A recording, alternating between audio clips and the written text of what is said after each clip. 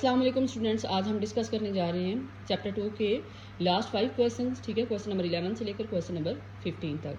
ठीक है, और अगर आप इस चैनल पर नए हैं तो प्लीज़ मेरे चैनल को सब्सक्राइब करें, लाइक करें एंड शेयर करें। तो हम चलते हैं क्वेश्चन नंबर 11 की तरफ। तो सबसे पहले हमारे पास क्वेश्चन नंबर 11 में क्या है, वेक्टर्स ए बी सी। हमें 3 वेक्टर्स दिए गए हैं। ठीक है, ए बी सी, और ए बी सी की तीनों की रिस्पेक्टिवली वैल्यूज़ दी गई हैं। ए की वैल्यू हमारे पास है 4 यूनिट्स नॉर्थ की तरफ, बी की 3 यूनिट्स वेस्ट और सी की वैल्यू 8 यूनिट्स ईस्ट रिस्पेक्टिवली। हमें कहा गया है कि आप फाइंड करें ए क्रॉस बी, ए क्रॉस सी और बी क्रॉस सी। तो इसके लिए हम क्या करेंगे, हम सबसे पहले इसकी यहाँ पर डायरेक्शन को शो कर देंगे। डायरेक्शन कैसे शो करेंगे कि सबसे पहले हम लोग यहाँ पर देखें कि नॉर्थ की तरफ ए था, वेस्ट की तरफ बी और ईस्ट की तरफ सी। ठीक है, तो हमने कंप्लीट उसकी डायरेक्शन शो कर दी। और हमारे पास सबसे पहले हमने जो पॉइंट हल करना है वो है ए। तो ए के लिए हम क्या करेंगे, सबसे पहले ए क्रॉस बी। तो नाम से आपको पता चल रहा होगा कि ये हमारे पास कौन सा प्रोडक्ट है, ये हमारे पास क्रॉस प्रोडक्ट है। और क्रॉस प्रोडक्ट का फॉर्मूला क्या है, ए क्रॉस बी इक्वल है A B sine theta N unit vector. यहाँ पे एन यूनिट वेक्टर किस चीज़ को शो कर रहा है, डायरेक्शन को शो कर रहा है। जब भी आप न्यूमेरिकल करने बैठे हैं सबसे पहले आपने जो फार्मूला वहाँ पे इस्तेमाल करना है उस फार्मूले का आपको एक एक एलिमेंट क्लियर होना चाहिए। तो यहाँ पे ए वेक्टर है, बी वेक्टर है, ए और बी इनके क्या है, मैग्नीट्यूड है। ठीक है, साइन थीटा, थीटा की जगह हम कोई भी एंगल पुट करेंगे और एन यूनिट वेक्टर यहाँ पे डायरेक्शन को शो करेगा। तो सबसे पहले हमारे पास क्या होगा, ए क्रॉस बी। तो हम ए का यहाँ मैग्नीट्यूड आना है, बी का मैग्नीट्यूड आना है और साइन थीटा, और सबसे पहले हमें एन यूनिट वेक्टर डायरेक्शन। हमें 3 चीज़ें चाहिए यहाँ पे, ए बी थीटा और एन यूनिट वेक्टर। तो हमारे पास सबसे पहले देखें कि अगर हम इस एक वेक्टर का मैग्नीट्यूड लेंगे तो फिर भी 4 ही आएगा। 4 का स्क्वायर मैग्नीट्यूड क्या होगा, 4। ठीक है, और हमारे पास जो 3 है उसका मैग्नीट्यूड क्या होगा, 3 ही होगा। ठीक है, वेक्टर मतलब हमारे पास बी वेक्टर का दिया गया 3 का मैग्नीट्यूड ले तो वो उसका आंसर 3 ही आएगा। उसके बाद हमारे पास है साइन थीटा। अब यहाँ पे देखें कि थीटा की जगह पे क्या आएगा, ए और बी में। ए और बी में देखें क्या एंगल है, 90 का एंगल है। ए और बी में कौन सा एंगल बन रहा है, 90 का एंगल बन रहा है। तो हम साइन की जगह क्या पुट कर देंगे, 90। अब हमारे पास रह गया एन यूनिट वेक्टर। तो यहाँ पे देखें राइट हैंड रूल आपने लेना है। कौन सा रूल लेना है, राइट हैंड रूल के मुताबिक आपने ए से किसकी तरफ आना है, बी की तरफ। ए से किसकी तरफ आना है, बी की तरफ। जो थंब है वो आउटवर्ड डायरेक्शन में है तो इसकी डायरेक्शन किधर होगी, अपवर्ड डायरेक्शन में। ठीक है, तो हमारे पास इसकी डायरेक्शन जो होगी वो क्या होगी, अपवर्ड होगी। तो यहाँ पे बस ये हमारे पास ये इसमें मेन पॉइंट था जो क्लियर हो गया। तो हमारे पास 4 3 12 और साइन 90 पे क्या होता है, 1 होता है। साइन 90 पे क्या होता है, 1। तो यहाँ पे हमारे पास इसकी जगह पे 1 आ जाएगा। इसकी डायरेक्शन कौन सी डायरेक्शन में है, अपवर्ड डायरेक्शन में है। तो हमारे पास जो आंसर आया है वो आया है 12 यूनिट्स अपवर्ड डायरेक्शन। ठीक है, क्या आंसर आया है, 12 यूनिट्स अपवर्ड डायरेक्शन में। ठीक है, ए क्रॉस बी। अब हम चलते हैं बी ऑप्शन की तरफ। बी ऑप्शन की तरफ क्या करेंगे कि हमने अब फाइंड करना है बी क्रॉस सी। क्या फाइंड करना है, बी क्रॉस सी। हमारे पास क्या है, सॉरी, ए क्रॉस सी। ए और सी, ये ए और सी है, इसके दरमियान एंगल देखें तो 90 का एंगल है। कौन सा एंगल है, 90 का। यहाँ पर हम ए से किसकी तरफ गए थे, बी की तरफ, और यहाँ पे जाएंगे ए से किसकी तरफ, सी की तरफ। ये मेरे पास राइट हैंड रूल है। ठीक है, ये मेरा थंब है। तो आप कभी देखें कि मैं यहाँ पे इस थंब के जरिए से क्या करूँगी, इसको यहाँ पे इस तरह से रोटेट करूँगी तो मेरा थंब किस डायरेक्शन में है, डाउनवर्ड डायरेक्शन में है। ए से मैंने सी की तरफ जाना है, ए से सी की तरफ जाना है, तो थंब हमारा किसकी तरफ है, डाउनवर्ड डायरेक्शन में। तो एंगल हमारे पास इसमें क्या है, 90 का है। अब फिर से क्या करेंगे, A C sine theta N unit vector. अब हमें तमाम वैल्यूज तकरीबन पता हैं। ए की वैल्यू है 4, सी की है 8 और साइन थीटा की 90 और एन की डाउनवर्ड डायरेक्शन। ठीक है, और ज़्यादा बच्चों को सिर्फ इस डायरेक्शन का ही मसला होना है, बाकी तो बहुत आसान है। ठीक है, तो आपने डायरेक्शन और एंगल को ध्यान से यहाँ पे देख लेना है। 4 8 हमारे पास क्या आ जाएगा,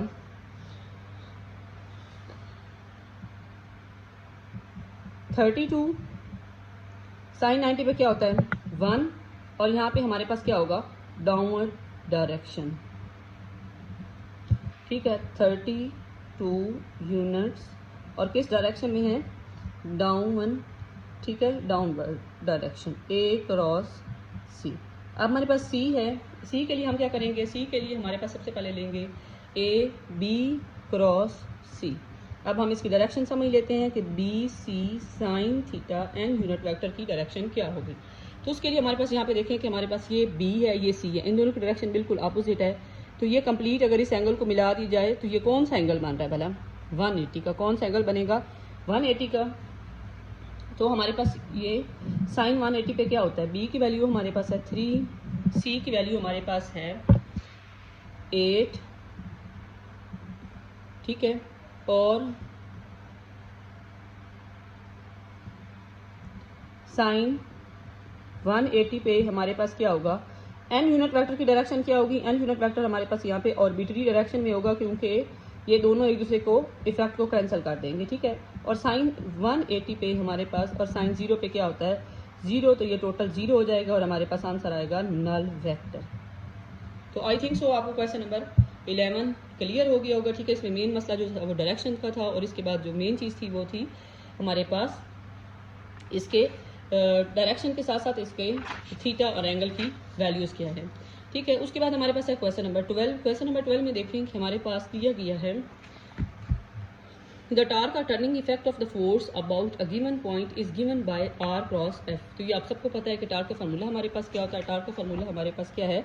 टार इक्वल है आर क्रॉस एफ, ठीक है। तो ये टार्क का फार्मूला है। तो आपने जब भी न्यूमेरिकल करने बैठना है तो आपने सबसे पहले इसके फार्मूला को समझ लेना है। तो यहाँ पर बस टार जो ये सिंबल है ये शो कर रहा है टार को, जो आर है वो शो कर रहा है हमारे पास यहाँ पे जो उसने डिस्टेंस तय किया, ठीक है, या मूवमेंट आर्म को, सॉरी, और यहाँ पे एफ जो है वो क्या है? फोर्स है, ठीक है। और इसके मूवमेंट आर्म को या उस लेंथ को जो हमारे पास जिस चीज़ को हम घुमा रहे हैं तो उसके से टार्क पैदा हो रहा है, ठीक है, तो वो हमारे पास मीटर में होगी, ठीक है। उसके बाद vector from the given point two the point of the application F, consider F की वैल्यू दी गई है न्यूटन में, और एक्टिंग द पॉइंट जिस लेंथ पर वो एक्ट कर रहा है वो हमारे पास मीटर में है। What is the torque in newton metre from the origin.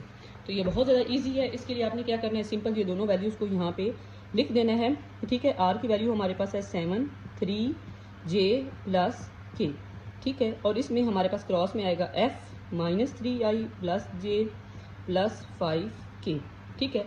अब हम इसको इस तरह से भी सॉल्व कर सकते हैं, लेकिन इस तरह से ज़्यादा मुश्किल होगा। आपने क्या करना है कि इस तरह से एक कॉलम बना लेना है, ठीक है। कॉलम का मेथड आपने ध्यान से समझ लेना है, क्योंकि इससे नेक्स्ट क्वेश्चन भी जो है वो टोटली इसी चीज़ का है, इसी फार्मूले पे है। तो सबसे पहले आप लिखेंगे आई जे के, ठीक है। क्या लिख लेंगे? आई जे के। उसके बाद हम लोग लिखेंगे आर की वैल्यू 7 3 1। उसके बाद लिखेंगे एफ की वैल्यू -3 1 5। तो यहाँ पे आपने लाजमी इस चीज़ का ख्याल रखना है कि क्रॉस प्रोडक्ट में कभी भी आप चीज़ों की जगह को रिप्लेस नहीं कर सकते, ठीक है। तो यहाँ पे आपने ये नहीं करना कि पहले एफ की वैल्यू लिख लें फिर इसके बाद आर की लिख लें, तो उससे कोई फ़र्क नहीं पड़ेगा, बल्कि उसकी डायरेक्शन चेंज हो जाएंगी। अब हमने क्या करना है? इसके साथ हम यहाँ पे टार लिख देंगे, ठीक है। टार आपने यहाँ पे याद रखना है कि सबसे पहले जब आपने इसको मल्टीप्लाई करना है, इसको सॉल्व करना है डिटरमिनेंट को, तो आपने यहाँ पे माइनस इस तरह से लिखते हैं, ये आ गई हमारे पास वैल्यू। ये आपने याद रखना है कि सबसे पहले आई आएगा, ठीक है। उसके बाद जे के साथ माइनस आएगा और के के साथ भी प्लस आएगा, मतलब आई और के साथ पॉजिटिव और जे के साथ क्या होगा? माइनस, और इनके दरमियान भी माइनस होता है। कैसे भला? कि हमारे पास अगर हम आई वाला सॉल्व कर रहे हैं ना, तो ये जो आई वाली लाइन है और जो ये लाइन है इसको हम इग्नोर कर देंगे। 3 को 5 के साथ मल्टीप्लाई करेंगे और 1 को किससे मल्टीप्लाई करेंगे? 1 के साथ। 5 3 ज़ार 15 माइनस इसके साथ, इसके मतलब असूल में है कि माइनस इसके दरमियान में आना है, और 1 ज़ार 1, ठीक है। उसके बाद जे पे आ जाए। अब जे की ये वाली लाइन जाएगी और ये जाएगा 7 5 ज़ार 35, और 1 को 3 से मल्टीप्लाई करें तो -3, एक माइनस पहले से मौजूद है तो एक माइनस उसके साथ आया, बाद में हम इसे ऐड कर देंगे। उसके बाद हमारे पास के है, तो के लिए ये लाइन जाएगी और ये जाएगी। 7 1 ज़ार 7 3 3 ज़ार 9, तो 9 के साथ माइनस है, उस माइनस को इस साथ मल्टीप्लाई करेंगे तो क्या हो जाएगा? प्लस। इस तरह से यहाँ पे भी क्या हो जाएगा? प्लस हो जाएगा। 15 में से 14 आए, ठीक है। अगर इसको प्लस कर दूँ तो क्या आ जाएगा? 38 जे, और इसका क्या आ जाएगा? 7 3 9 करेंगे तो ये हमारे पास बनेगा 16 के। तो ये हमारे पास स्टार की वैल्यू आ गई। बस यहाँ तक हमारा ये आंसर आ गया। ये बहुत ज़्यादा आसान था। बिल्कुल क्वेश्चन नंबर 13 जो है वो इसी से रिलेटेड है। क्वेश्चन नंबर 13, उसमें भी आपने सेम चीज़ को क्या करना है? फाइंड करना है, जो कि हमारे पास है। ये क्वेश्चन नंबर क्या है?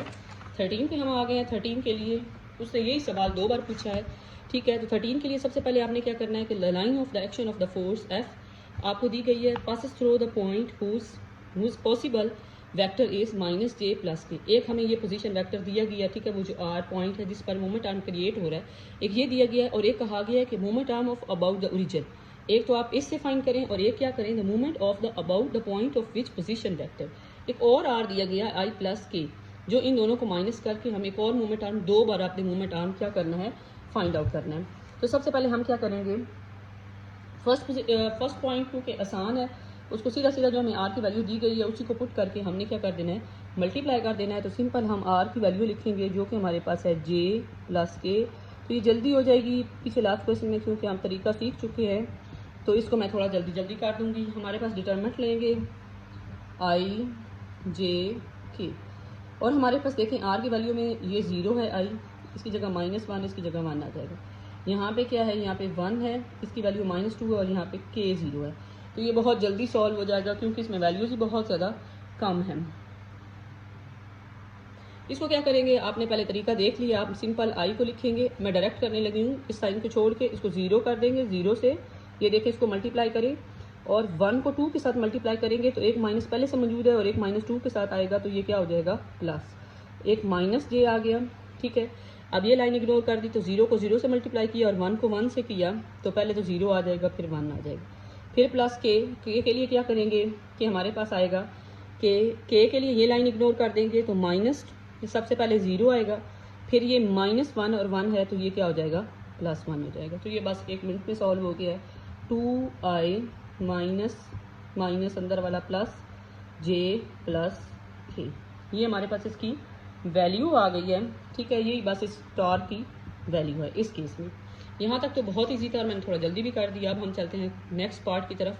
Torque when position vector is I plus के। तो आपने क्या करना है, इस आई प्लस के को अब हम बी नए सिरे से शुरू करते हैं, इसको हम कहेंगे R1, आई प्लस के को जो हम इस पोजीशन में, और जो हमारे पास पहले से मौजूद था उसको हम कहेंगे जे प्लस के को R2, उसको क्या कहेंगे R2, और एक नया R फाइंड करेंगे जो कि बराबर होगा R2 माइनस R1 के।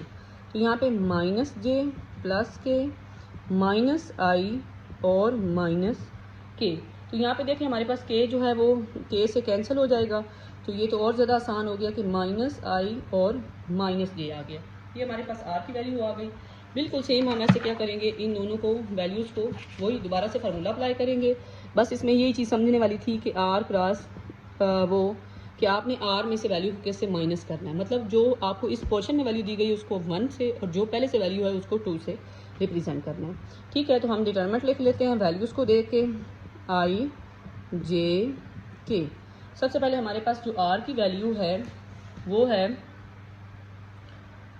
माइनस आई, माइनस था तो -1 आ जाएगा, और माइनस जे था तो यहाँ पे भी 1 और 0 था के, और फोर्थ की जो वैल्यू है वो आ जाएगी 1 -2 0। तो ये हमारे पास डिटरमिनेंट की वैल्यू आ गई। इस वैल्यू को हम क्या करेंगे, यहाँ पर सॉल्व कर लेंगे। अब देखें कि आई पर आप फिंगर रख लें कि आई हम कर रहे हैं सॉल्व, तो ये देखें आई तो बिल्कुल 0 हो गया दोनों साइड पे, इसको आई 0, इसको भी 0, ठीक है। माइनस जे इसको, तो हम इसको मल्टीप्लाई करेंगे, इसको मल्टीप्लाई करेंगे तो देखें जे भी 0 हो गया, ठीक है। दोनों बार 0 0 आएगा, 0 -0, ठीक है। प्लस के, अब के केस में क्या होगा, के केस में वैल्यू आएगी -2 को -1 के साथ करेंगे तो प्लस, -1 को 1 के साथ करेंगे तो -1 पहले से मौजूद है, एक माइनस उधर से आएगा, तो हमारे पास ये आएगा 0, यहाँ पे भी 0, ठीक है, और यहाँ पे क्या आएगा हमारे पास 3 के।